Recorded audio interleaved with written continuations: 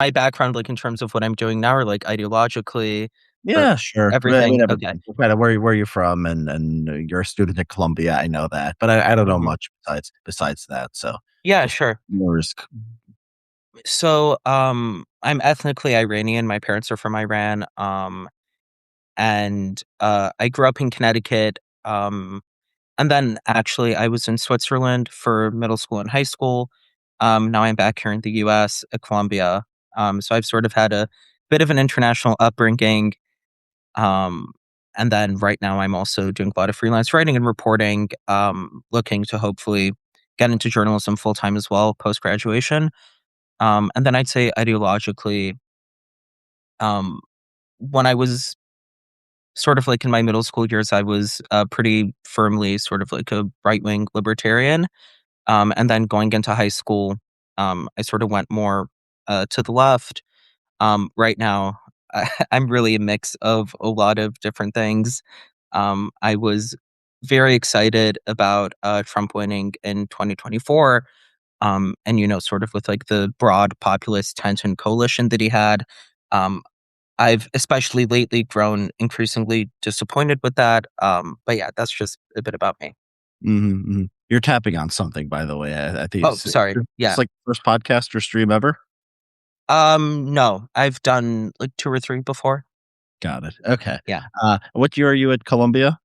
I am a sophomore at Columbia. Okay, so Yeah. you're young, you're starting out. It's a very interesting name. You have a very Christian first name and the most Muslim sounding last name. How did Mhm. that happen? Um, that's a very funny story. So, Nikos is not actually my, like, legal official name, um, but my dad, lived in Greece for 10 years, before he came to the US. And so I grew up very immersed in Greek culture. I attended a Greek language school, to learn Greek growing up, and it was basically above a church. I wanted the bread like all the other kids did. I sort of wanted to fit in. And they were like, "Well, if you want the bread, if you want to take communion, you're gonna have to get baptized." So, I got baptized in the Greek Orthodox Church and took the name Nikos, and I've sort of gone by that since then, but it wasn't a genuine, like, conversion or baptism in hindsight. Like, Mhm. not really motivated by actual belief. So your family was secular? Yeah, my family's secular. Got it, okay. What made you kinda get into economic populism or kind of turn to the populist right? You said you started out as more of a libertarian or conventional Mhm. conservative. I mean, I don't actually think I'm really on the populist right. I still see myself as being on the left, but it's just that I feel like the Democratic Party has gone so far away from a anti-interventionist working class politics, that I'm increasingly obviously more willing to talk to the right, and to certain elements of the populist right. Again, that being said, I have a lot of criticisms of the populist right, and also of the Trump administration right now. Yeah, like we all do.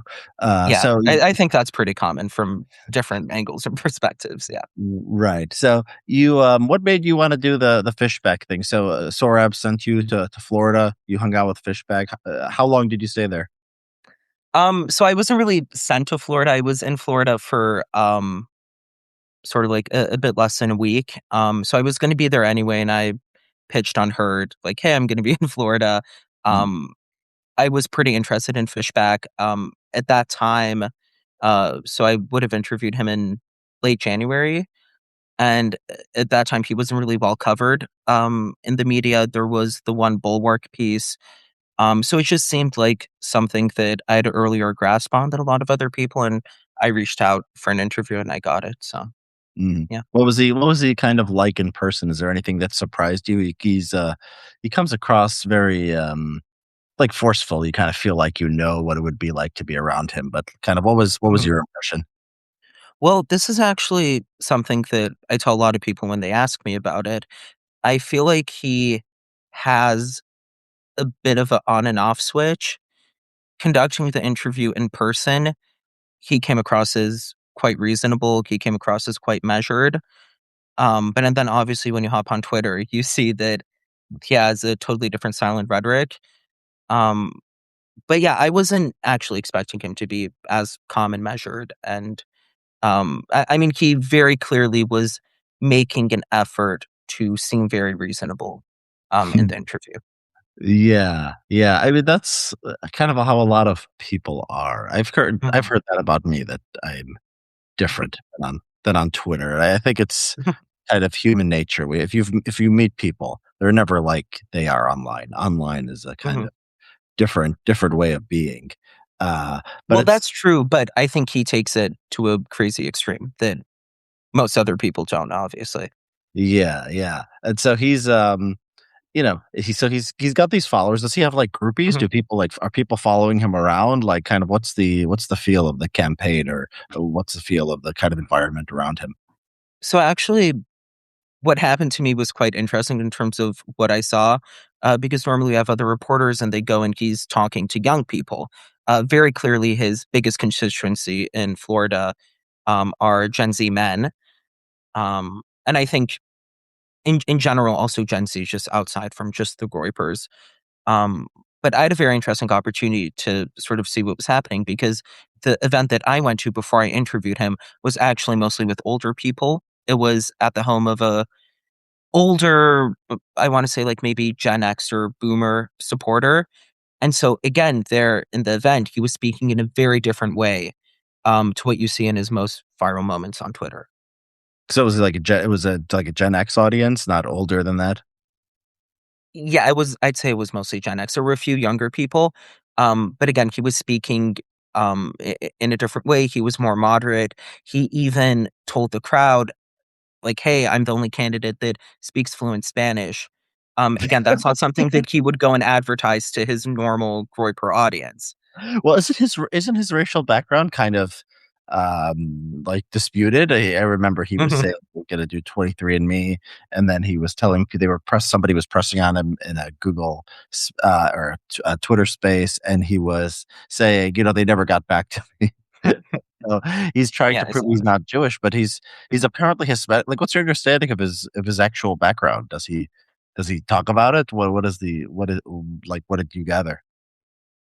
Well, I mean, I I don't think it's something that he really likes talking about necessarily, but, I mean, he's been pressed on it, multiple times. He's pretty forthright about the fact that his mom's from Colombia. Mhm, He routinely claims to be a 4th generation Floridian, mhm, so I assume he's referring to his dad's side when he says that. mhm. Um, and again, with somebody like Fishback, he doesn't claim to be a Groyper, so he has that veneer of deniability where when he's pressed on it, he'll just say, "Oh, well, I'm not a Groyper. I actually believe in universalism. I'm not a racialist. I'm not like Nick Fuentes." But again, for months on his ex homepage, there was a banner of him shaking the hand of a young man wearing an America First cap. So, Yeah. Well, yeah. Fuentes says that stuff too. I mean, sometimes Fuentes says, I mean, there's these clips on Twitter you could pull up where Hmm. if you're America first, you could be black or white or Hmm. Hispanic. He talks like this too. It's kind of they all do Hmm. it. Even Hmm. Fuentes, the most explicit Hmm. racialist person out there. Hmm. And then it will always be, well, the Jews are this, the international Jewry. There's jokes about blacks. There's, shutting down Hmm. immigration. There's all Hmm. like the hints or kind of not even dog whistles, kind of just the ideological precepts of white nationalism or identitarianism. And so Hmm. that's kind of Fuentes. I mean, Fishback seems to be doing much of the same thing, right? Is there ever like a denunciate? Did you ever see like a denunciation of racism, like anything like explicit like that? Well, what did he say? The context where he says, "I'm the only one who speaks Spanish." Does that mean he can reach Latinos? Like, what was kind of the context of that message? Well, what was happening there is that you obviously had an older audience, Gen X, maybe even some boomers, and they were concerned about the fact that they didn't believe that he was viable. A lot of them were like, "Look, we want to support you, but we just think that your rhetoric is too extreme. It's going to be off-putting to voters." And then he had this whole shtick where he was like, "No, well, I actually speak Spanish fluently. I want to reach Latino voters." Um, he also spoke about the fact that he wanted to bring in a lot of people on the left into his coalition. That he was more equipped to reach out to Democratic voters and the other contenders. I actually personally think there's a way that could be a possibility on some issues, but he's just, I think, culturally a bit too extreme. It's very hard to imagine how, even like a very, somebody that doesn't care too much about progressive culture, but that is economically on the left, how they could support a candidate that advocates the for like the public executions, or that advocates for a total ban on abortion. Um, What's the public yeah, I don't execution know. for murderers? I guess it's just the death penalty. I don't remember what I think he might have said it. I could be wrong here, but he might have said it in relation to the people that were involved in the Epstein files. Okay. Um, yeah. So, yeah, so, I mean, I think that I don't know if appeal to the left as, like, a normal candidate. I don't know if that works. Mhm, He is the most I mean, I'm fascinated by him. I think, like, even though I dislike kind of everything he represents politically, he's mhm, kind of won me over on an emotional level just because it's so fun to watch. mhm, Uh, and he's the most Trump-like since Trump. Like, everyone has tried to do the Trump thing, 'cause I think he mhm, could win, like, by some miracle, he becomes the nominee. Uh, mhm, I think it's not like he's gonna appeal to leftists in, like, a normal political way, like a moderate mhm, Republican might. It's gonna be more like Fishback is, like, different. Fishback is just, like, a different thing. The mhm, way is a different thing. And it's just kind of funny and entertaining, and the coalitions are gonna, like, kind of get scrambled, and somehow he ends up winning, and, like, all the mhm, stuff that the media talks about, the scandals and the corruption and the racism and so mhm. forth, just doesn't end up mattering. I'm just very impressed with his political talent. Did you get that sense too? Have you spent time around other, like, politicians? Were you able to get a feel of, like, his charisma and have anything to compare it to? I've spent a bit of time around other politicians, but like I wouldn't say anything too extensive. I think he has very good charisma. When I was in the room, he was again. These were Gen X people, not as normal as supporters, not as normal followers. Um, not groypers, as far as I could tell. There aren't really Gen X groypers, but he was really vivacious. Was like able to I think at the end of the event, like, won them over, in a way. So I think he is a very talented politician, and a lot of this as well is just shock value. It's the value of clickbait.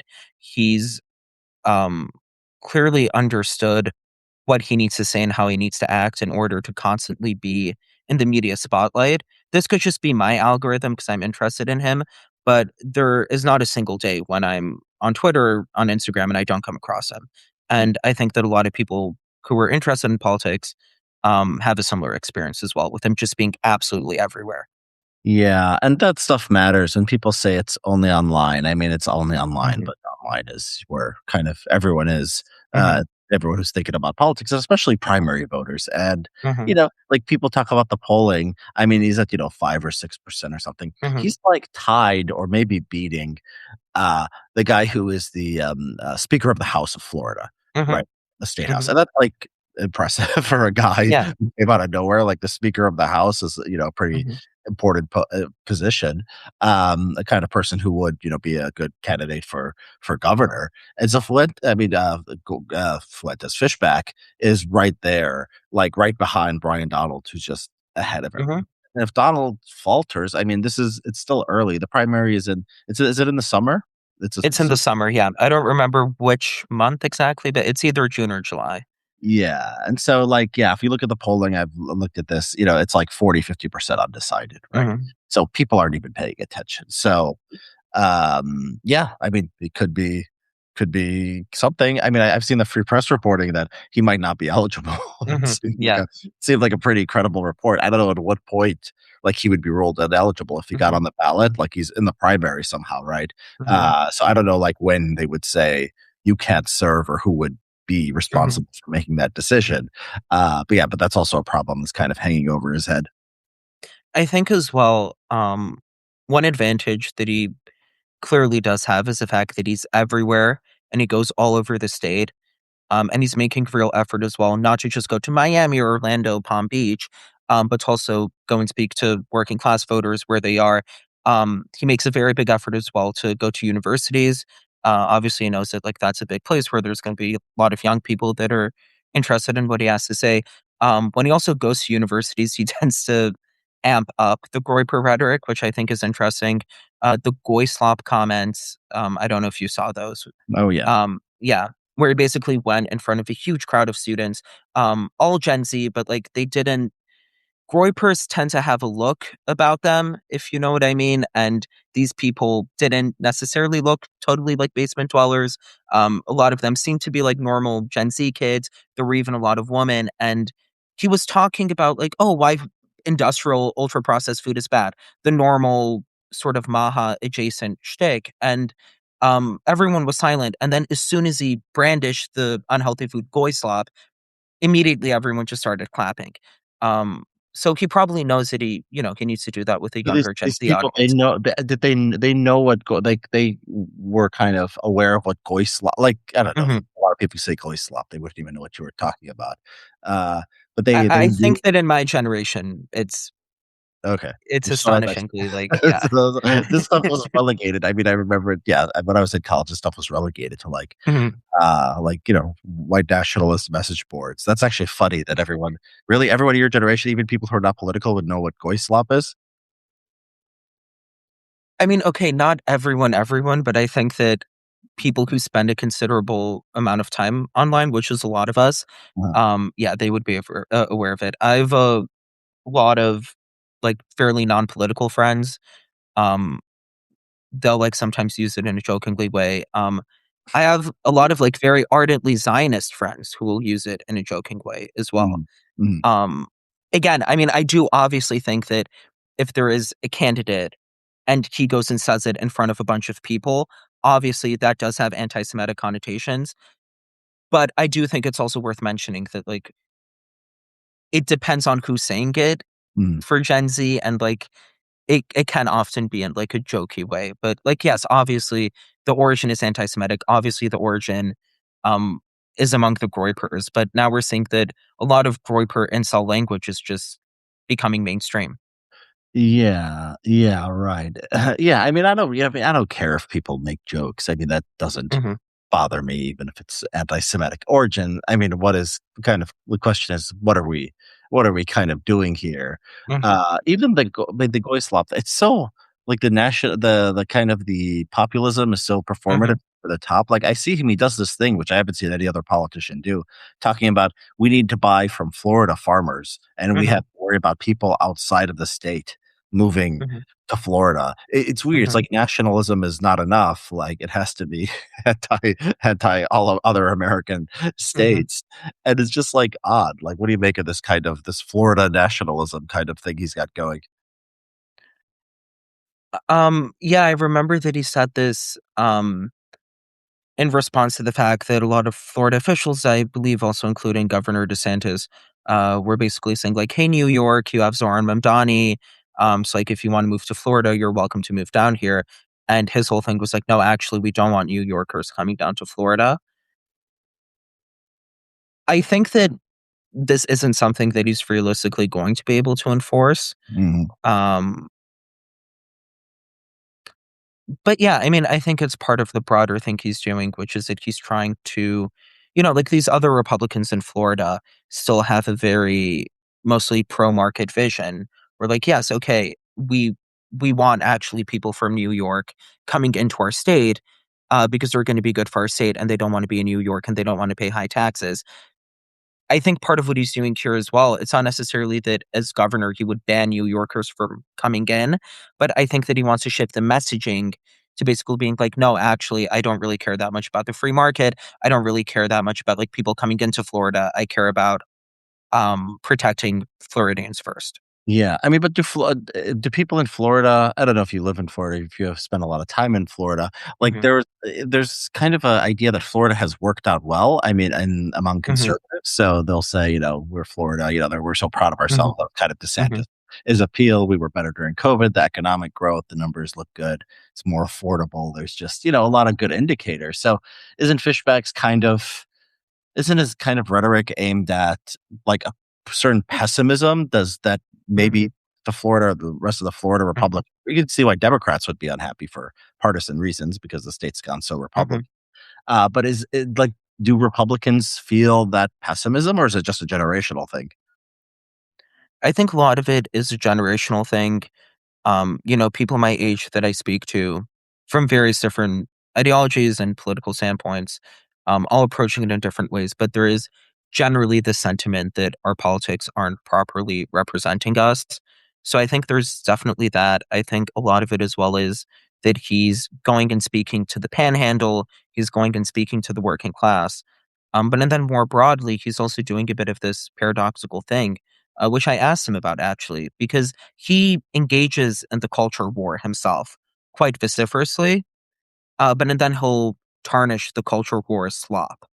And he'll do that in relation to DeSantis, um, when he'll try to uh, portray the culture war as essentially being a distraction from like more key economic issues. I think it really depends who's living in Florida and what their socioeconomic status is and really like how they're perceiving this.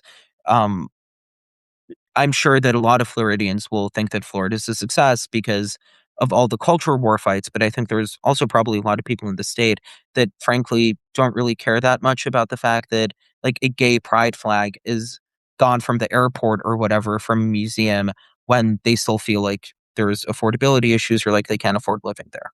Yeah. Yeah, I mean, so here's, like, kinda the thing, the way that I see Fishback, and maybe you can tell me, Mhm, how you think of it. This was a debate when Trump came along in mhm, 2016. It's been a live debate, like, mhm, are people upset about economics, mhm, or do they just like Trump, or do they just like mhm, nuclear stuff? And, I've a political science background. I was in, getting a PhD in political science at the time Trump was, mhm, running for president.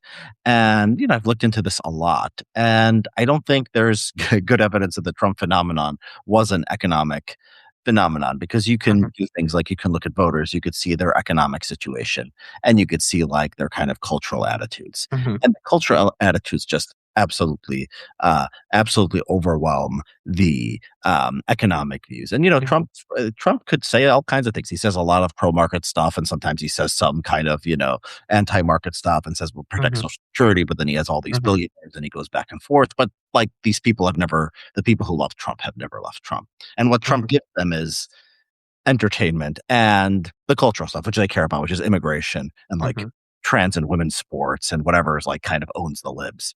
And so that's kind of the way I'm coming at it from looking at kind of the Trump phenomenon. And the Fishback thing, obviously there's less like data on who supports Fishback.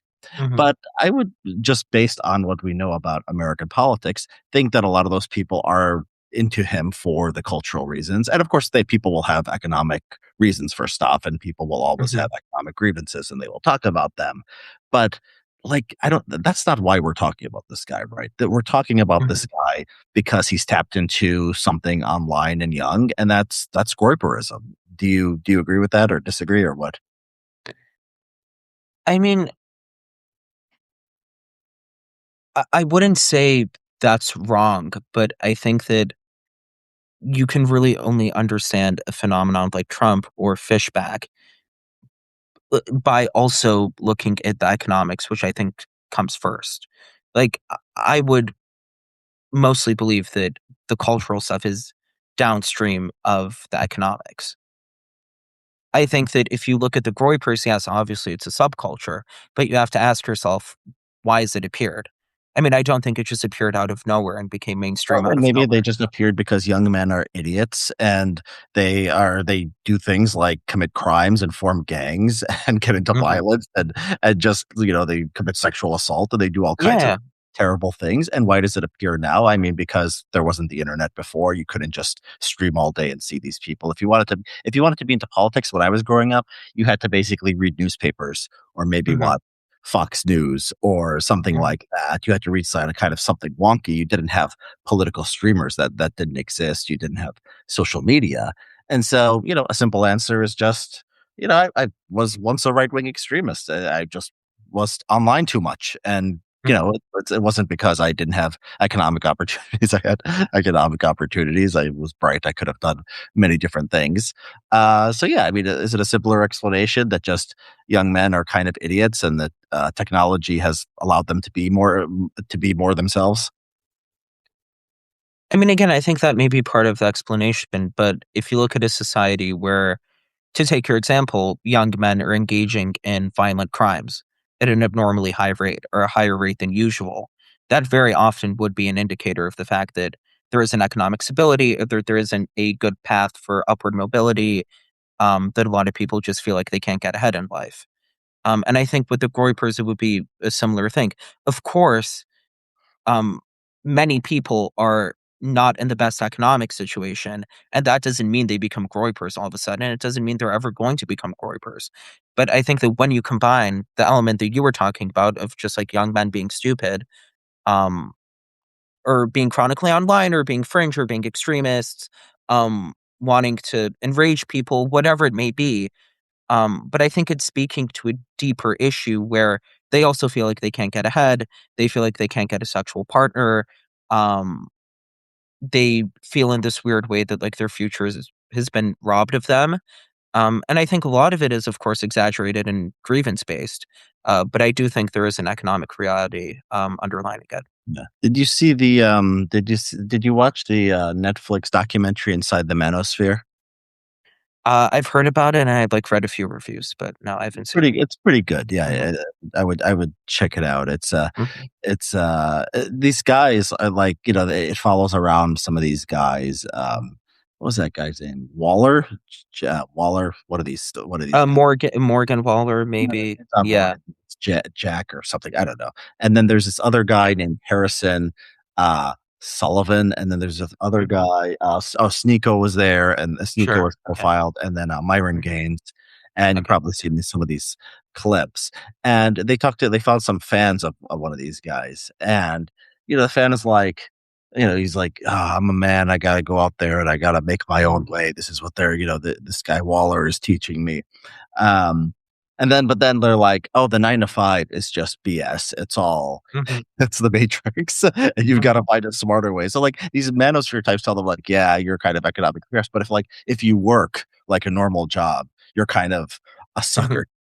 And they're just watching kind of celebrities all day. And this is kind of a different thing than watching Fuentes, who's not like living a glamorous lifestyle. He's just kind of Hmm. sitting there talking to them. But then like Clivicular and these kind of manosphere guys Hmm. are doing that.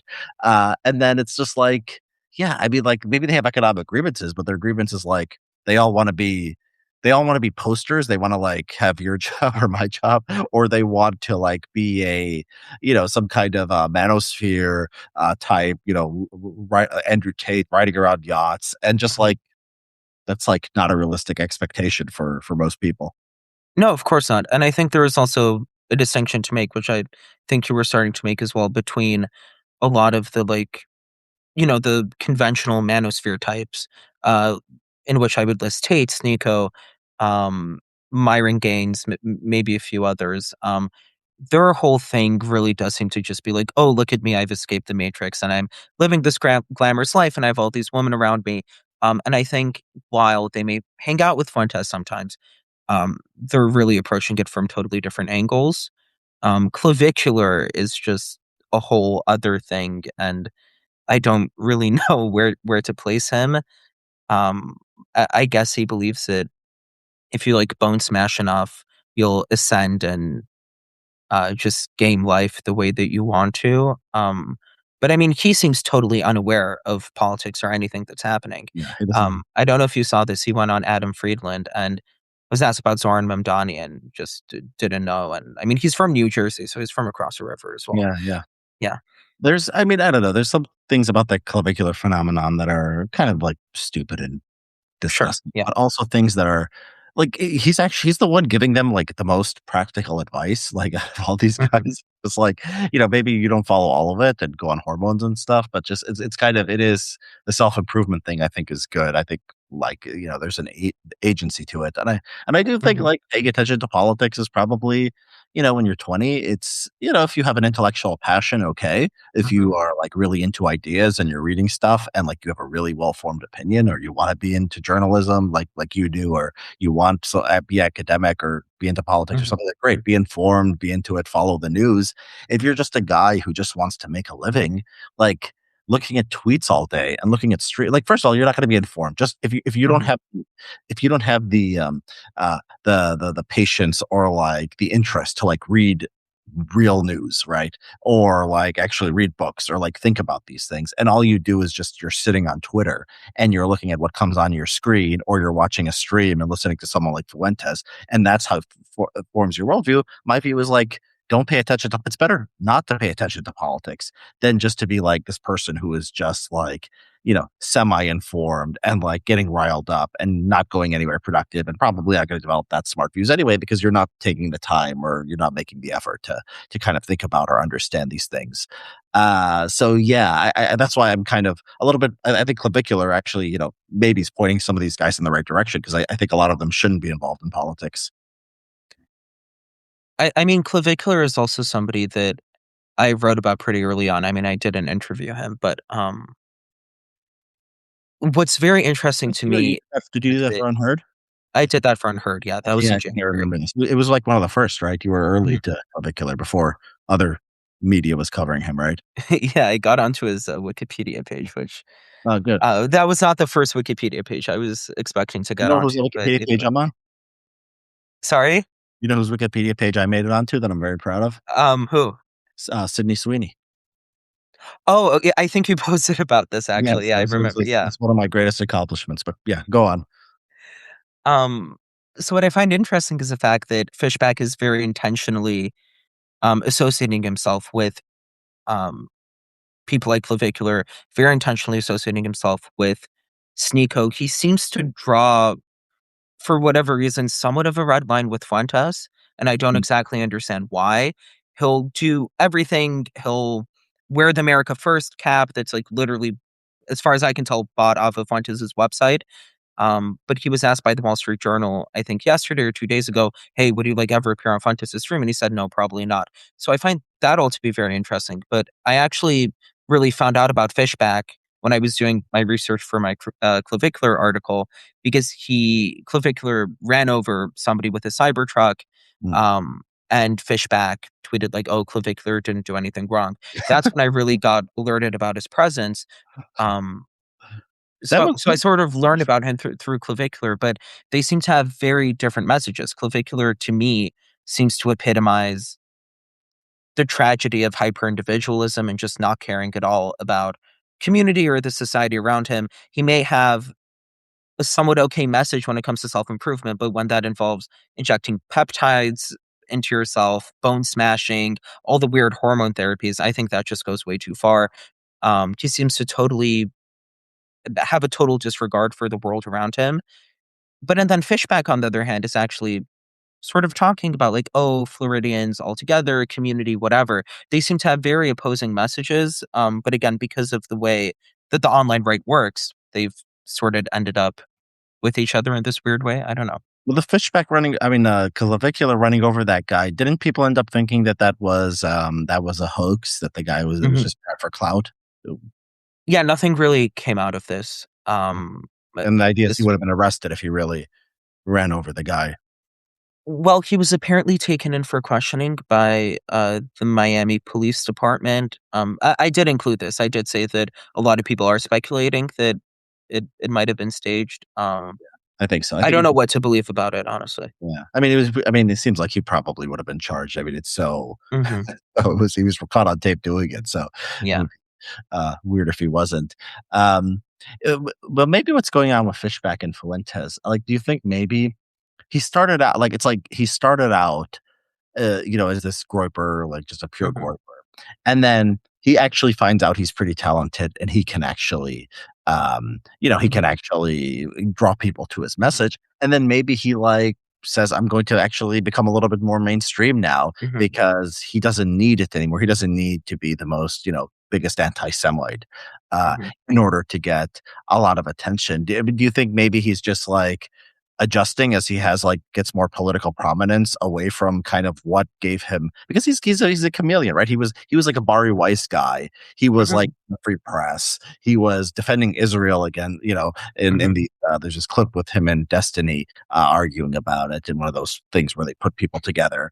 And he was just like a pro-Zionist, like kind of Bari Weiss kind of conservative, and now he became a groyper. He was a MAGA guy. He was like in between for a while. I saw him defending like Trump's tariffs and talking about Doge and stuff like that.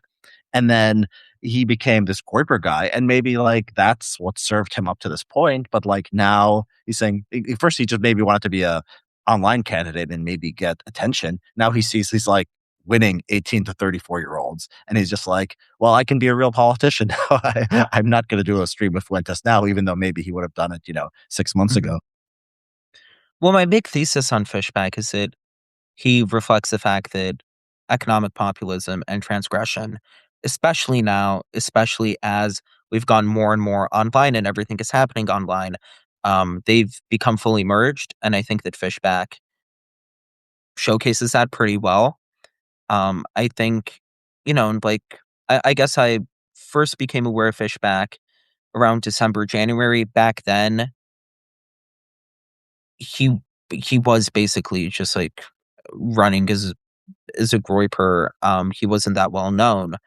I'd agree with your analysis of it. I think that as he's becoming more mainstream, he's going to have to shift his rhetoric to be able to appeal to more people.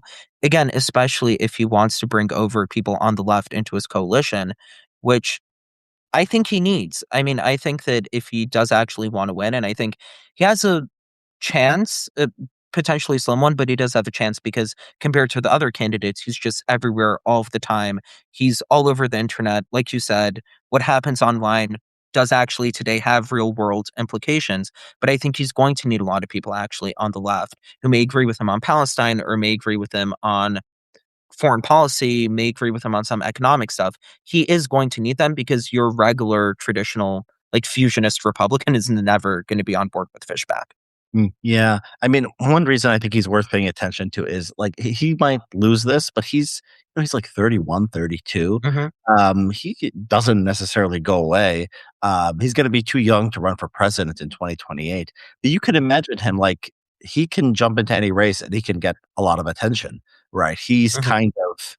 He's kind of just there. He'll be there as like a thorn in the side of like the Republican Mhm. Party and kind of able to take advantage whatever things kind of Mhm. shift to him. I mean, these kids who like him in college are like in their 20s and he's 30. They could vote for him in 30 years. They'll be the old people in the Mhm. Republican Party. He'll, Mhm. he could run for governor again, right? Like what's stopping him? Mhm. His entire life up to this point, like he's just in debt of like hundreds of thousands of Yeah. dollars. He was sued by his own firm, doesn't seem to have had any success. Obviously, is in deep debt. And so like, yeah, politics is kind of all he has. He has a talent. He has a base, and like he'll just keep running for stuff and getting attention indefinitely, right? So it's like, does he go away? Does the magic wear off? I don't think so. I think if anything, his probably base in Florida just keeps growing. I mean, this is kind of seems like what Gen Z Republicans in that state want. Yeah, and I think, maybe even Gen Z Republicans more broadly across the country. Yeah. In terms of him winning, I've always thought that Florida's a bit of an interesting state for him to run in. I mean, he's obviously from Florida, so that's why he's running there. But I mean, it's ethnically diverse. There's a pretty big contingent of like relatively normie Republicans there. There's a lot of Latinos. There's a lot of Jewish people. Of all the states for him to run in, I mean, I'm not even sure really Florida would be the best one. I don't know what which state would be the most groyper friendly. Mm. Um, Yeah, for but Republican, yeah. I don't know. I think maybe Midwest. I don't know, like Midwest kind Mhm. of thing. Maybe would work. Republican Party of Arizona Republican Party has a lot of cranks these days. Mhm.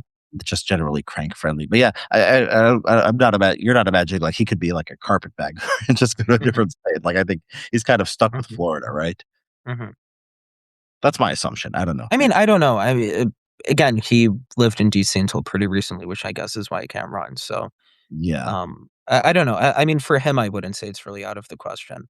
Yeah, and so we've talked about Fishback. We haven't talked really about the people that you've met. So were you able to spend time with kind of his fan base? Did you hang out with them, talk with them? Like, kind of, what did you learn from the people surrounding him? I hung out a bit, but it was really just the campaign event, and then I went and I interviewed him. His okay, well, another thing about him, he had a girlfriend. There Mhm. was a lot of controversy about that. Laura Loomer, who is obviously not the most reputable source, but she dug up some like very promiscuous photos that she'd posted, which obviously was weird because Fishback was Uh-huh. criticizing OnlyFans girls. And this is not the 17-year-old girlfriend. This wasn't a different girlfriend, right? Yeah, this was the one that he had back in February. Yeah. But and it seems like such a long time ago, honestly, because so much happens with this guy. But and then Fishback hopped on Tinder, because he had this whole thing where he was like, "Oh, I want to meet female voters." Um, He was on Tinder. yeah, um, which like got Fox News and the New York Post writing about him, obviously, because it's just such a crazy thing to Did do. he go on any dates? Did anything happen from this? Well, I mean, I don't know because he then went, um, like 2 days after he announced it, he went. He said, "Look, like I've gotten a lot of matches on Tinder, but unfortunately, my girlfriend's broken up with me." And then everyone made fun of him for that. And then he said, "Oh no, I was joking. She is actually still with me." But as far as I can tell, they're like not really appearing publicly anymore. So I don't know what's happening there, but I did meet the girlfriend at the time. There were also the campaign staffers. They all had like visible outlines of like Zins or whatever they were using, Alp maybe, but the nicotine pouches in their pants. So, which I expected. They were all young, Gen Z in their 20 somethings. But yeah, the people that I saw were actually surprisingly just Gen X and older people because the campaign event I went to was a private one at the home of a supporter. Yeah, I wonder how much it's changed. I wonder how much the male female thing has changed because we all saw that clip Hmm. of that girl with the dyed hair coming up to him and like kind of crying, and I wonder how often that's happening these days. Hmm. Yeah, the girlfriend, the Loomer pictures I saw, it's so this was they were like kind of pornographic, like not porn. Hmm. They were like on Instagram, but they were like basically like kind of pornographic, like just two women together, and and this so his girlfriend or if she or his ex-girlfriend at this point, whichever it is her job to be some kind of model? Like, what is her job? And this is funny because if what he's made like being anti-porn kind of Hmm. a big Yeah, part. this normally wouldn't be such a big deal, I think, if it was dug up. But and again, a lot of it I think is for clickbait and shock value. He obviously knew that like by attacking a lot of these OnlyFans girls, they'd reply to him, and it became this whole thing and was all over the news. He got featured on CNN, whatever. So a lot of it is that he told me that he's not running to say anything controversial, but I mean, I do think that the controversy is a very big thing for him. So he had the beef going on with Sophie Rain and then a couple of other creators. In terms of his girlfriend, as far as I can tell, she was based in Atlanta until recently. She was like an aspiring musician, like artist, rapper, but like hadn't really gotten anywhere. And then she also appears on the website of the Broward County Young Republicans. And so Loomer was speculating that the Broward County Young Republicans had paid her to pose as Fishback's girlfriend. Mm. But again, that's a Laura Loomer speculation, and like there's not really anything behind it as far as I can tell. Why would they want to pay her to propose as his girlfriend? What would be the point? I don't know. That's what Loomer said Uh huh. Uh, via a source or whatever. yeah. I don't know. Okay.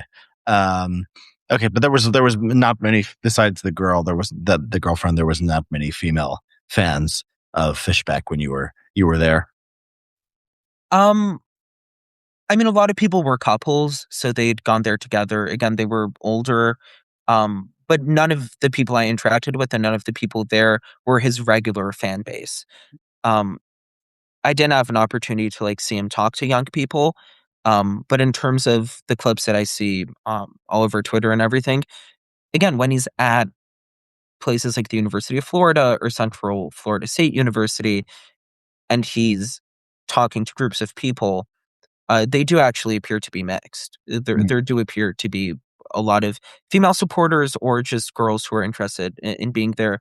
The crowds normally tend to skew male, but not in a way that's, like, particularly astonishing Mhm. either. Yeah, I mean, a guy who can get so I was DMing a little bit with the College Republicans account, and they're the ones who allegedly got, supposedly got, like, disestablished or whatever by, like, the national Mhm. and then they This said is, UF, right? yeah, Yeah. college Mhm. Repub and then but then they would say that they weren't actually like the Republican Republicans. There's something called coll you probably know, there's a College Republicans of America, which are like Mhm. this kind of Groyper adjacent thing, but they Mhm. call themselves College Republicans of America instead of College Republicans, which there must be some trademark thing. I don't think you can just call yourself Republicans if you're not, affiliated with the party and just change like the words around. Like I think there might be some legal way that Mhm. they could be stopped. But that's what they say they are, the university. But they're college Republicans on Twitter. They just call themselves college Republicans. Mhm. Um, but anyways, they message me sometimes, and they tell me uh, that basically 70-80% of their students are Fishback supporters. Mhm. He They told me he had, like, one of the biggest crowds they've had, like, bigger than, Mhm. like, a Trump rally. They had a Mhm. Trump rally at Florida. He got more people there. Donald Jr. apparently got more than them, but we Fishback got more than, uh, Byron Donald. So, like, Mhm. getting a bunch of young people, like, a video with, like going to a college campus and getting, like, 40 young people around you or, like, 50 young people is not a small thing. Um Mhm. it's like it's not easy. You don't see politicians do that very often. Like everyone kind Mhm. of wants to capture the youth. Maybe it's a waste of time. Maybe it's not electorally like, that's not the path to victory. Maybe those aren't the people that vote in primaries, but yeah, I mean, there's something there. If you're able to get those crowds, you're obviously appealing to them. It's kind of something that's impressive. It's something that has to be taken seriously. Part of the thing as well is that if he can inspire young people to turn out, or if he can inspire working class people to turn out, or people in the panhandle to turn out, I could see a way where he beats Donalds in the primary. Again, that's, like, not for certain, and I don't know, and I think if the election would happen today, Donalds would win. Um, but yeah, we live in interesting times where we see that people do like an underdog, and, I just think of, like, who would Byron Donalds supporters be? Probably just regular Republicans who aren't maybe gonna be that interested in going out and voting in the primary. And again, he's not making nearly as many appearances. He's not nearly making as much of an effort. The types of appearances that Donald is making as well, it's like stuff at Mar-a-Lago with Trump. He's trying to, like a lot of Republicans do, just win on the Trump name and the fact that he has an endorsement. Yeah. I mean, I don't know, getting a bunch of people from like, poor working class people to vote in a primary, like voting in a national election is kind of, or a Hmm. general election is hard enough. For a primary, Yeah. that would be a feat kind of that's very unusual, but Hmm. who knows? This is a popular guy. Someone, James Fishback, someone claiming to be James Fishback, says that they're in the chat. So maybe if that's you, candidate Fishback, or however, Mr. Fishback. Please confirm on Twitter. Just post something that you're in the chat, and then we'll believe you. I know that there's a guy named Kingston Brook, and I know he is Oh somebody. yeah. Hmm. So he's here. Not impossible. He texted James Fishback, and James Fishback is in, but for now, I'm skeptical. Click on his profile. Someone says I don't see. Check my Substack profile. Um, it's not letting me click on the profile. Sorry. Okay, I'm gonna now assume that this is really, but anyone could make a profile. I mean, come on. Well, I mean, Fishback That liked my makes sense. post I 6 minutes love ago, so I guess he's here. this. Can I let me see. Is there a way to add a guest? Mr. Fishback, will you come on if I let's see. Let me first take this to Twitter and tell people uh let's see. Well, he is an alleged con. So let's see. This is what Fishback Mr. Fishback, uh do you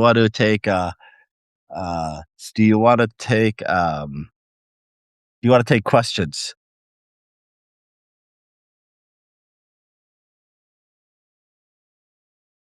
No, he's gone silent. Okay.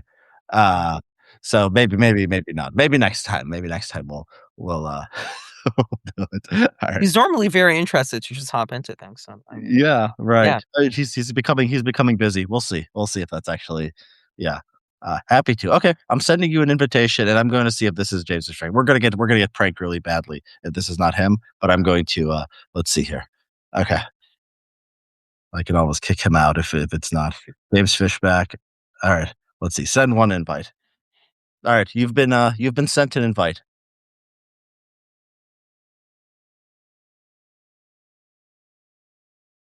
Let's see. Let's see if this happens.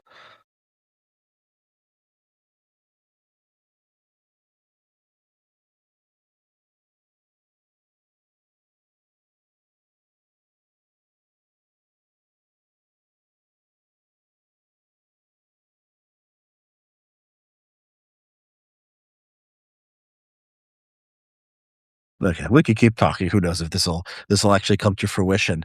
Um, so yeah, what do you? I guess that's the Fishback. I guess that's all for Fishback, unless he comes on. Are you? What are you working on next?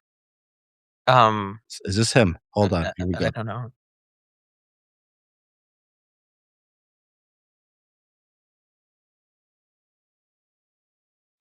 Hey guys, the man himself. Hi. Amazing, Richard, James. Nice to how's it meet you. going? Are you? Likewise. Which restaurant are you in now? I'm at Starbucks with Kingston, getting a little coffee. Awesome. Yeah. Well, thanks for joining. Let me know the peeps on social media that you're here. Have you been watching the stream? Any thoughts, comments? Well, I thought it was interesting. Nikos was saying that I'm actually more calm and measured in real life, and I think that's a compliment, and I think it's very true. You So see, you were watching the whole time. That was early on. Wow. Okay. you. So, what do you think about the idea? Are you moderating a little bit? I think you came out the gate. You were a little bit more. I don't know. You were doing stuff with Sneeko. You were doing stuff with Clavicular.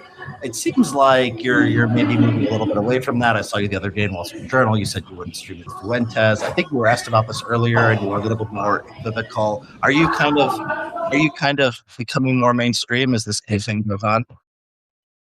I don't think so. I think I'll moderate my tone, but I think the actual message of the campaign, the politics, the policies aren't going to change.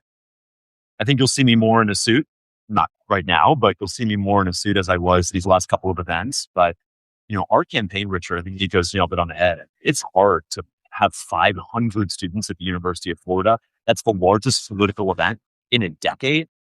Prior to that, it was Hillary Clinton running for president in October of 2026, rather 2016, to draw that crowd. And so we're honored that we can hold these massive crowds. I don't take it for granted, but we've got to reach more and more people, and that's what we're doing. Yeah. What are you prioritizing? You become governor of Florida. You talk a lot about national issues. You talk a lot about immigration. What you can do there is kind of limited. Let me put it this way, actually. Florida's a Republican-run state now at every level. I mean, I think they have Republicans have majorities in both houses, maybe super majority. Last time I checked, governor's been Republican. Every statewide official has been a Republican. What have they gotten wrong? What is DeSantis and co doing that you didn't certainly know? Well, I don't think Governor DeSantis has gotten a lot wrong. I think he's been an incredible governor, but I think that a lot of the state legislature, they say they're Republican because in reality, it's hard to win as a Democrat in Madison County and Holmes County and Walton County. These are deep, deep red Trump plus 30, Trump plus 40 districts.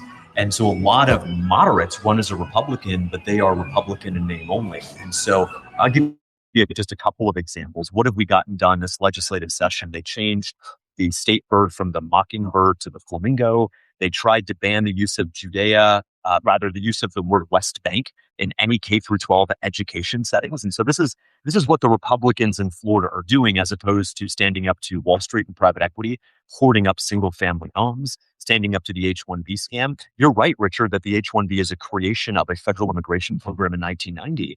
But I'm not going to throw up my hands and say, as governor, I can't do anything about it. There's a lot we can do about it at the state level, from state contracts to public agencies.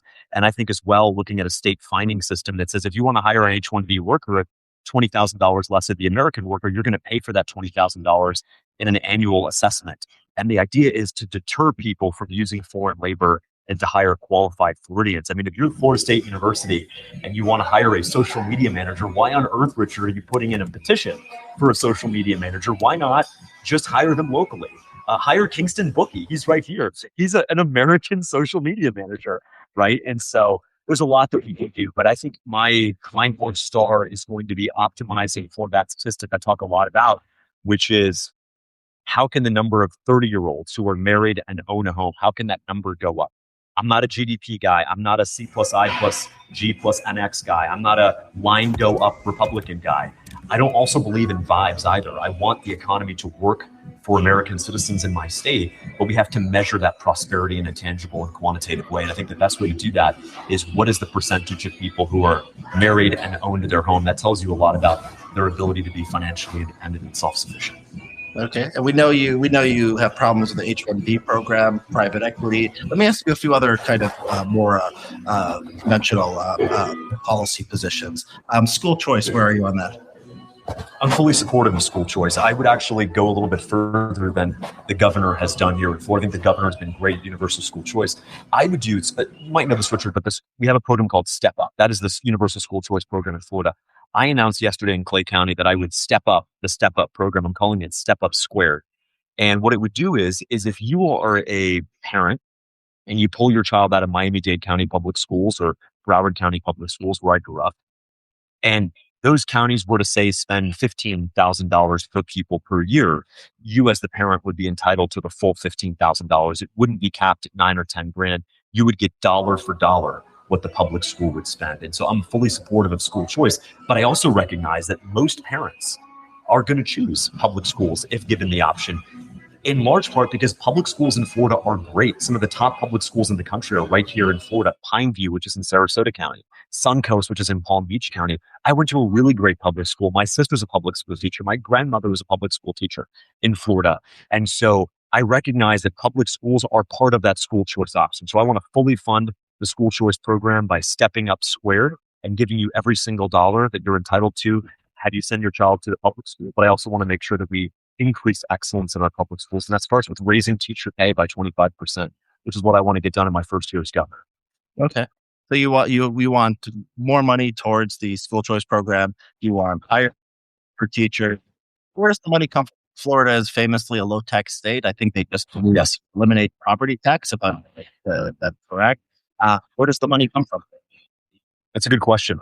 So as you know, schools are funded at the county level largely through property taxes. So I believe we can do two things at the same time. I don't think we should be eliminating property taxes for Ken Griffin, who owns a $200 million home in Palm Beach. I'm a big fan of Ken and the philanthropy he's done, but I think even he would agree that he doesn't need a tax break on his home. So what I would do with property taxes hasn't been solved yet. We're still talking about it at the state level. Is I would eliminate property taxes for Florida residents, their primary homesteaded home, up to $2 million in value. So if you've got a second or third home on Key Biscayne or in Palm Beach, you're not going to get property tax relief.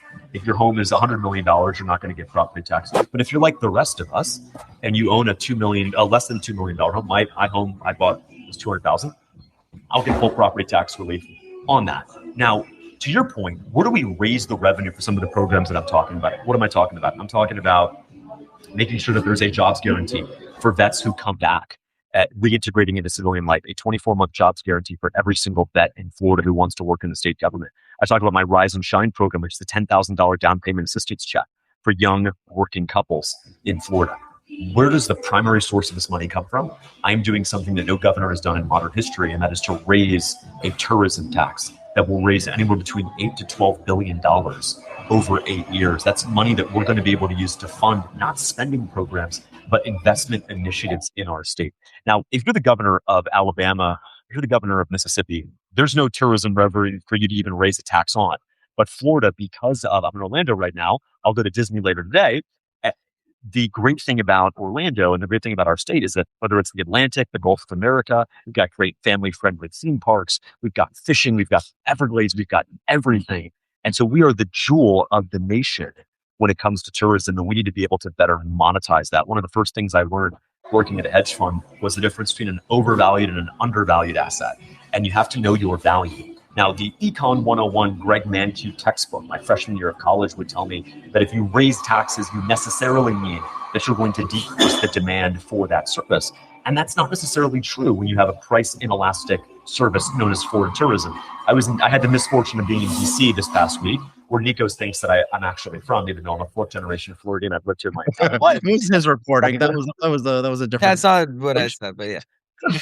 But it's fine. But I think the bigger point is that, when it was 17 degrees in DC this week and it was 81 in Florida, we have a very price inelastic good called the Florida tourism sector. And so what I'll do is I'll build on Governor DeSantis's wins there, but I'll be extracting some real value from the carpetbaggers up north who want to spend time here. I look forward to them paying their fair share. The truth is that if I went to every single New Yorker who was flying into Palm Beach to spend the weekend at the Four Seasons or the Breakers and said, well, before you deplane, this is just a hypothetical, but before you deplane, I'm going to have to get $100 ahead from you guys. They wouldn't bat an eye and they would say, absolutely. And so I believe that when you have an undervalued good that you can continue to extract value from, not the kind of weird private equity extract value, roll up hospitals and shut down rural communities, the kind of extract value that says we have a desired good or service that we can charge more for, that's my responsibility as governor to shift the tax burden away from Florida residents, like my parents and my neighbors and my friends, and shift it on those who are a big part of our economy, but I don't think are actually contributing to the same roads and infrastructure that they use when they come visit our state. But I mean, if I could butt in here, this is something we were talking about earlier. It's not really an American nationalism so much as it is like a Floridian sort of nationalism, if that makes sense. I haven't heard really anyone else suggest something like this. Yeah, well, it's because I'm kind of thinking outside of the box on this. You go from our conversation that we had, funny enough, at a Starbucks, not here in Orlando, but I think that was the same understanding, is I'm not subscribing to any particular political philosophy. I think the Republican Party at this point is going to go down in flames in the midterms, and that should. It should be punished for the last 12 months. And I got to tell you, in many respects, Richard has been right about a lot of things. I know he's given me a lot of criticism, but I think he's a very smart guy. I read his book, and I think he's been right about a lot that is unfolding before our eyes. And so you're a charmer, James. You are a charmer, man. Cool, go on. But my overarching view is I'm not a slave. There's that word again. I'm not a slave to and not like that. Go ahead. You got to get. We're gonna start doing this at our events. We're gonna have the Fishback bingo card at the rally. So what do I actually don't have prepared remarks. I don't have a teleprompter. I'm not, Barack Hussein Obama. So I actually just kind of go off the cuff. And so it's really my staff. They don't know what I'm going to say at any given event. So we're gonna have a bingo card. But yeah, I think Florida nationalism is right. I'm a big believer in the 10th Amendment. And I don't think governors have the luxury of saying, well, that's a federal issue. That's got nothing to do with me. No, anything that happens to the 23 million people in my state or happens in any part of our state is my responsibility, whether it's the federal government doing it or the federal government creating that problem, whatever the case is, I've got to be responsible for it. And so I'll give you one example, the VA. VA healthcare, I know that because growing up, I took my own grandfather, a World War II vet, to the VA in Broward County on Commercial and Hill. And so I know what it's like to have someone you love struggle to get healthcare that they deserve for serving with their country bravely. And so that's a federal program, but I don't wave up my hand and say, that's a federal program, don't bother me with that. No, I've got to come up with a solution. I think one of those solutions is holding the federal government accountable to its commitments that it's made to the 1.2 million active duty service members and veterans who live in my state. And so what I've said is that in the first 100 days, if I don't get real concessions out of the VA program at the federal level, I'm going to sue them in federal court to make good on their promises. If they don't give us the relief that we want, then we are going to simply want the financial settlement to build our own state-based VA, create a voucher system for veterans to get private health care. But anything that happens in Florida is going to be my responsibility. There's no state or federal issue. There's no state or federal line. It is just Florida issues, and I'm running to represent those. Do you worry at all? One of the things that a lot of economists, and we mentioned the Mankiw textbook, also where I learned economics, one of the things they say about, for example, Canada, is that there are trade barriers between the provinces. And one of the things that the American founders did, they have something called the Commerce Clause. They wanted a big free trade zone. They didn't want a place where this state tries to extract money from this state and they're putting up tariffs and barriers like they're different countries. You worry that this is kind of, whether it's legal, whether it works, whatever, it's kind of going against the spirit of having one nation? No, not at all. Not at all. And I have great reverence for the fact that we all are one nation, that you should be able to not build a wall. You should not be able to build a wall between Alabama and Georgia, although I do want to annex Mobile.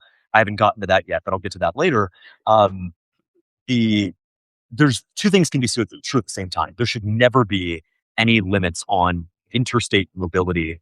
It's a constitutional right. At the same time, as Florida governor, I have an obligation to specific things to make sure that we are making sure that all of those tourists are contributing and are not taking away resources and amenities for Florida residents. So it's no different. And I've talked about it. Give me an example: in-state versus out-of-state tuition. No one thinks this is controversial. That if you're a Florida resident, you get a discount if you go to the University of Florida or Florida State University.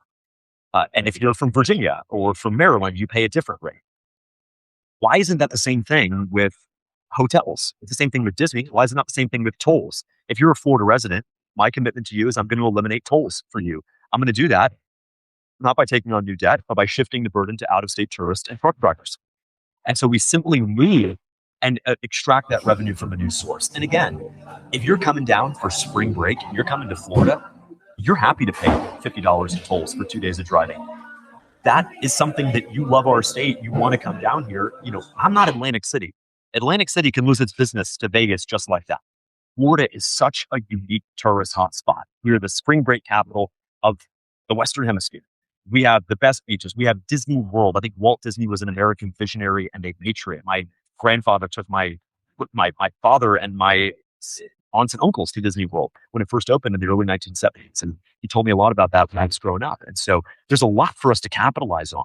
But Disney's making a ton of money. Universal Studios is making a ton of money. But Florida isn't making a ton of money from the tourism. And so there's a lot we can do. Common sense stuff. I'm not talking about building a border. What I'm talking about is making sure that we can really extract some good revenue from tourism in a way that's not going to punish tourists. But I think common sense, guys, this whole linear relationship between price and demand, right? That's clearly not. Right? We can increase price a little bit, extract a little bit of value at our ports, at our airports, at our cruise ports, at our theme parks, at our hotels with a statewide bed tax. And those are things that we can do. And we can do that to shift the burden away from Florida residents so they can have more money to spend in their own. So when you said earlier that, there's no, you shouldn't be able to put up a wall or prevent people from moving to the state. So before, when you said we don't need people moving from out of Florida into the state, that was just rhetoric that didn't have any policy relevance. No, that was mainly rhetoric. And look, I'm just going to tell you the truth, Richard. I mean, I'm an open book. I'll tell you what's rhetoric and I'll tell you what's not.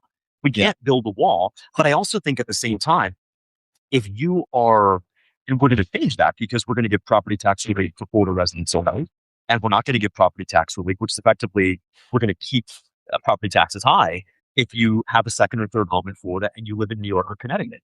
Thomas Sowell always said, show me the incentive and I'll show you the outcome. And so if I can show you an incentive that rewards you for being a Florida resident, rewards you for laying down roots and buying dirt in any one of our 67 counties, and there's an active disincentive with a higher property tax rate for you out of state, then that's going to work itself out in the long run. What I do take issue with, though, is people like Senator Rick Scott, who's Republican, saying after Mamdani had won, he said, hate socialism, us too moved to Florida. He flew this plain banner over Manhattan. Said, hate socialism, question mark, us too moved to Florida. I am not one of those guys who's going to run around the country and invite hedge fund managers from Connecticut or New York or Chicago to move to Florida. And so part of it is rhetoric. Rhetoric is kind of why we got ourselves in this place in the first place. I'll give you one example, though. If people want to move to your state, they want to be productive there. What is the harm in it?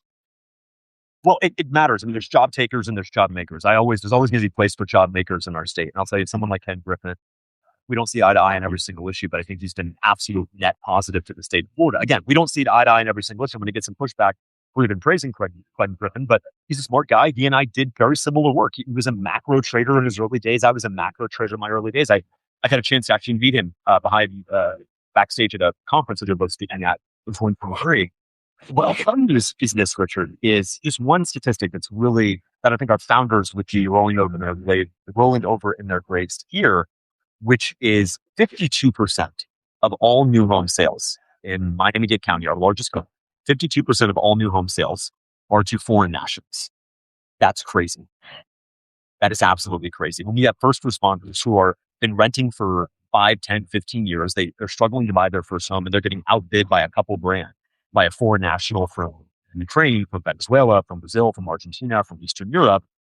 I think that home ownership should be primarily reserved for American citizens. And so there's reforms that we can make that make it more of an incentive for Florida residents to buy that home as opposed to. And this is issue of supply side constraints, because we don't worry about foreigners buying any other thing, but most other things, because housing. But a home is not like any other thing. A home is where you have a family. Without a home, you can't get married. Without getting married, you can't have kids. If you can't have kids, what's the point, Richard? It's not like there's a shortage of iPhones. There is a shortage of homes. Right. So a home is not nearly it's not nearly a fungible financial asset. And that's why, look, and I say this as someone who spent a lot of time staring at a Bloomberg terminal. I was an interest rate derivatives trader for a decade. And so I spent a lot of time building out models about what nominal GDP was, where our star was for the Fed, what the Fed's terminal rate would be after a certain rate hiking cycle. And so what I can tell you is that too much time is focused on home ownership as a financial asset, as opposed to a real world thing. But you know your economics, right? So the question of supply side constraints, right? So we don't worry about, some size of chickens, there's going to be no more chickens because people will breed more chickens, or they'll make watches, or they'll make whatever that people want to buy. It's the supply side constraints, right? Is there anything in your plan or anything that you want to do on that? There is, but it's a very different kind of supply side constraint. So when people say they want to incentivize new housing development, quite literally mean Lennar and GL Homes and Pulte, yes, Pulte, building new homes in Florida. I don't think that's necessarily the solution. By my rough back of the envelope math, there are 50 to 80,000 abandoned homes in Florida. Abandoned. So why not bring that supply on the market by creating a tax credit that tells smaller developers, even families, go to this home, fix it up, make it more desirable, make the community itself more desirable. There's stuff that we have to do at the state level, like flushing out crime in some of these less desirable neighborhoods, think Liberty City, Miami Gardens, downtown Jacksonville, etc. I think we can bring new supply on the market that is not necessarily new, but is existing housing stock that has been largely abandoned, written off. And so if you have people who are trapped in ghettos who would be willing to actually move to those places if there were not a high crime situation, that is something that we can fix as well. So I don't think the answer is selling Orange Grove land to build 5,000 mass-produced tract-style housing. I think the solution is to look at communities where there are, in fact, housing shortages and look to what kind of solutions we can build there. But I think I'll give you just one example. The house that I live in, my house, it's 100 years old. It was an abandoned house. It was practically a crack den 15 years ago. And someone who's local to my county in Madison went and spent 100 grand fixing it up and sold it to me. And so that's what I want to see for people is when you've got abandoned houses, in my town alone, which only has 3,000 people, there's got to be at least 200 abandoned houses in my own town. But the way the market works is, I mean, we could do that with anything, right? We could say cars, we don't need more cars. There's so many cars out there that you could fix up, that you could replace parts for. Oh no, it's very different with cars. Very, very different with cars. I mean, but people might not want to live in those areas, right? There's economic factors that pull people to certain areas and not others. So it's like, well, I'll give you just one example. There are at least 3 ghettos in Miami-Dade County that are 20, 25 minutes from downtown Miami, which is the source of economic activity in Miami-Dade County. And those places, Richard, it's not as if it's in the middle of nowhere. It's not in some random county that's 3 hours from civilization. I kind of live in the middle of nowhere. I live about 3 hours from civilization. So I'm not expecting the whole world to move to Madison. But what I am saying is if you have a place like Miami Gardens where the median home is going to be half that of downtown Miami or surrounding areas, but the real issue there is you have multiple shootings every single night. We need to go in and be tough about that crime. And that's going to unleash housing supply. The Wynwood, which is now this coveted design district artsy neighborhood. I mean, I'm not against this. I'm not against fixing it. But you know Wynwood, right? No, I've never heard of that one. Okay, I want you to come to Florida, Richard. Genuinely open invitation for Richard to come on the campaign trail. We'll take you to Taco Bell. I can't go to Waffle House. I think you can one, but Um, Wynwood was a full blown ghetto just 10 or 15 years ago. And now it's like $2,000 a square foot. And so we can, in fact, take communities that were abandoned because of crime and we can put them back on the map. And so I'm not a fatalist. I'm not going to say, well, these communities are irredeemably ghettos, irredeemably infested with crime. We can fix these problems. But I'm not against fixing crime. I'm not against revitalizing certain communities and houses if people want to do that, if that makes market sense, and if that's what people's choices are. But why the underlying hostility to building? I want the market to decide these things, right? If the best house is 5 minutes away in this ghetto that can be revitalized if you fix crime, great. If it makes more sense for whatever reason for someone to build a house to live, I don't know, in a part of town, why is it? Why, I sense some hostility to the supply side constraints. So it's not the things you say don't make sense. It's just why not allow more building? So it depends, because if the infrastructure isn't there, Richard, if the infrastructure isn't there, then private developers should not be able to build, right? If the roads aren't there, if the local infrastructure, the piping, the electric grid is not able to bring that housing online, then I don't think that should be the case. And so you have a lot of communities where the home builders have come in, have just built 5,000 homes. There's no proof that there's demand. They've taken over land, they've strained infrastructure, they've created this issue, and then the local communities are there to deal with the long-term burden of it. And so look, I'm a free market guy, but I think the free market always has its limits. And one of those natural limits is going to be the infrastructure, that Barack Obama got a lot of flack for saying you didn't build that in the 2012 re-election. I don't want to glaze Barack Hussein Obama, but if you are a home builder, you quite literally are not in a position to build without the infrastructure that is available to you. And so how do we actually map those two things out where, all right, you want to build 5,000 homes? Well, if there isn't running water or there isn't a 2-lane road to connect you with civilization, why would we give you the ability to do that? The problem, though, with county commissions in Florida is they are insufferably corrupt. And so they'll take a $10,000, $15,000 payday. They'll give some tax abatement for 10 years, and they'll bring these people into the community without actually thinking long term. And so you do need some long term thinking here. And that's not a Republican problem or a Democrat problem. Both parties are infested with that. So you mentioned crime a few times in the context of the housing issue. What ideas do you have on crime beyond what the state is doing now? There's a couple things. I just changed up my microphone. I think it was on the iPhone microphone.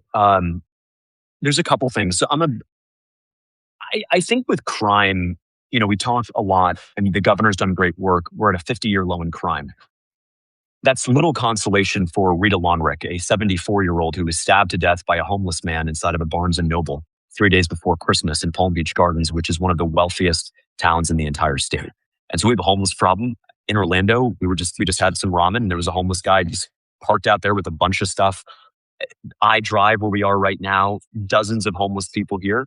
And so part of that's not the entire crime issue, but that is in fact a damper on safety, on tourism, on people just feeling comfortable to go out and patronize local businesses. And that, of course, deprives them of revenue and the city and the state of tax revenue. I think there's also an issue. We have a lot of ghettos in Florida. And so while crime in aggregate has gone down, crime in certain communities, not too far from where I grew up in Broward County, has gotten really, really out of hand. And so I would surge state resources in there, whether it's the Florida Department of Law Enforcement, the Florida National Guard, Florida Highway Patrol, into these high crime areas, and effectively enact what the president has done rather successfully in Washington, D.C., surging resources into high crime areas.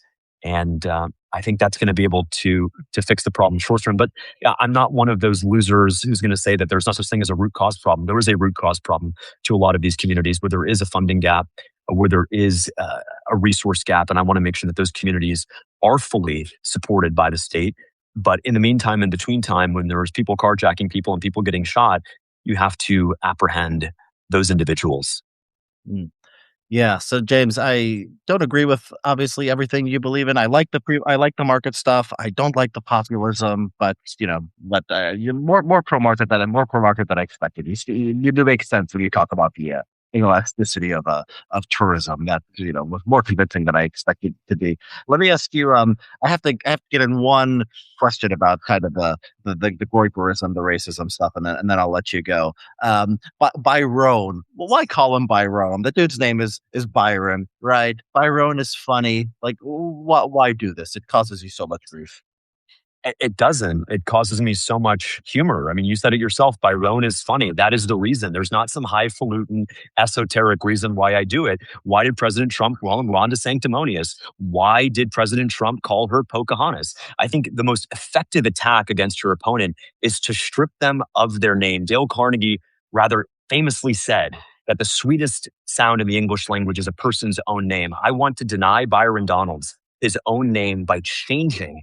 I think he should be stripped of his own humanity and fully dehumanized. If I can do that, I will win on August 18th. I will become the nominee and I will serve as the 47th governor of the third largest state in the country. But these names sometimes have meaning, right? Ron Dan Sanctimonious has a meaning. Crooked Hillary has a meaning. You're just saying, look, a black guy. Isn't it funny? Like, let's call him Byron. Yes, that's exactly what I'm doing, Richard. Okay, an honest politician. I appreciate that. But one of those things is that I think Nikos can maybe attest to this from our conversation is I lay my cards on the table. I'm not going to pretend to be somebody that I'm not. If I'm telling you that I am making a racially whatever joke, I'll just tell you that I'm doing it. Why do you call it goy slop? Because it's funny. Like there's not a lot of meaning to a lot of what I do. I think what Nikos said, and perhaps he meant it as an insult, but I'll perhaps be the first to admit it. I think there is an on and off switch to our campaign. I think there's an on and off to being spontaneous and funny and out there. And then there's this version of me, which is kind of the real version, Richard, to tell you the truth, who's going to come on here and have a conversation with you for 30 or 40 minutes and walk through price and elasticity. I'm still salty about getting a 4 on AP macro sophomore year of high school. But at the end of the day, I think that we'll be fully vindicated when our economic agenda liberates working class people all over the state. And that's why I'm running to be governor. Well, believe it or not, the whole reason we're having this conversation is because Richard thought I was being too sympathetic to you in my profile. So yeah, and look at me now. I'm living an interview, yeah. and I'm also winning over. So maybe I can't blame you. This is a very charming man. Well, what I will say, and I'll leave you guys with this. I invite you, Richard, in all seriousness, in good faith, to come down here and visit one of our rallies. These events are getting more and more people every single day. We're pulling 400, 500, 600. I'd love for you to come spend time and talk to the people. And Nikos is right. There's not some disproportionate young male. We've got men, women, black, white, straight, gay, Christian, Muslim, Jew, young, old. And I think it tells you a lot about where we are as a country. No other campaign in the country is drawing crowds like ours, genuinely. Second only to the sitting president of the United States. We are drawing massive crowds everywhere we go. And so there's something about, I think, the future of conservatism in America that is on display at our events. And as a scholar, Richard, I think you deserve for your readers to see and to hear your explanation as to what we are building. Because I am shocked by it, actually, that we've grown and we've surged as quickly as we have. And so genuinely, I invite you to James at fishback2026.com, and I'll make sure you get in touch with our team and we'll make it happen. I look forward to welcoming you to the Sunshine State. Okay. I got 3 little kids, so I don't get to the other side of the country very often, but if I am in Florida, I will think about it. I will consider Bring them to Disney. Bring them to Disney. And by the way, I'm not going to be one of those guys who's going to bash Disney. I think Disney is a gem. I think I want Disney to be the best version of itself. But I think that Orlando is nothing without Disney World. And so I want to support those 80,000 workers and the 210,000 indirect jobs that are supported by Disney's economic contribution. So again, I'm not some radical culture war guy on the right. Clearly, I don't like a lot of this stuff as a Christian. But at the end of the day, my job is to work with Disney, to Universal, all of our theme parks, so they can be the best versions of themselves. And Richard, the best version of Disney is the one that is family friendly. This new movie, Holy Hail Mary, that I'm looking forward to seeing this weekend. What I've heard about it so far is that it is family friendly. It appeals to older audiences, but also to younger audiences. And that's the kind of Disney World that's the most morally and ethically aligned with Florida, but it's also the one that's going to be most financially successful. And so I want that for Bob Iger. I want that for Disney. All right. Well, James, it's been a pleasure meeting you, man. And I want to say good luck out there, or at least I don't know if I want to say good luck because I'm not completely won over yet. But thanks for joining me, and yeah, maybe I will get down to Florida. Yeah, great talking to you again. Wonderful. Good to see you, Nikos. Bye. Good to meet you, Richard. Bye bye. Okay, well that was that was unexpected. Yeah, I really didn't expect that, but he is chronically online, and Yes, the yeah. guy's very online. You do a Fishback, you do a Fishback stream, and Fishback shows up. How about that? No, he was more. I mean, look, I, some people in the comments were like, ask him about his contempt hearing. Like, whatever. He's going to say stuff about his contempt hearing. And I'm going to know less than him, obviously. And like, what's the Mhm, point? He's going to have a response to mhm, that, right? I didn't mhm, research it. I didn't prep for like mhm, this interview. So what I wanted to get him on was like questions about like actual policy and like what, mhm, what he believes, stuff that he mhm, doesn't talk about normally. And yeah, I learned a bit. I mean, I think yeah, kind of more conventional Republican than I thought, than I would have expected based on kind of the populist. Although the populist stuff is obviously still there, and mhm. we talked about that a little bit. Yeah. I Anything mean, you're, I would also put it out there, you know, he may have also been sounding more like a regular Republican talking to you. yes, Um, yes, he's good. Because Yeah, he read my I book. think he knows that I'm not really a regular Republican, so I mean, Yeah, he might have yeah, more anyway. be more free market with me. Yeah, he said Yeah. he read my book. I didn't push He him on seemed that. more free market with you, but, he's Yeah. very charming, as Uh-huh. you saw back there, so, Yeah, yeah, he is. Okay, yeah, well, for he people who speaks came for in himself. late, I'm going to send this out to subscribers later. Um, and yeah, it was great talking to you, Nikos, man. Yeah, great talking to you, sure. All right, Have a thank good day, bye.